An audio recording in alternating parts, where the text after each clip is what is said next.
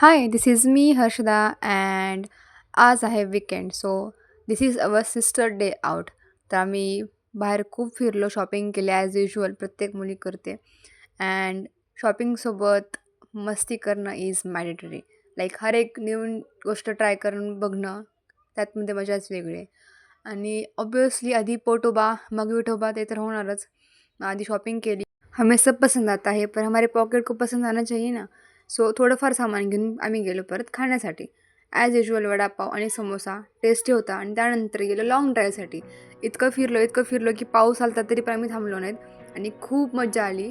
आणि असे काही लोकेशन्स आम्हाला मिळाले तिथं आम्ही फोटोशूट पण केलं, व्हिडिओ शूट पण केलं.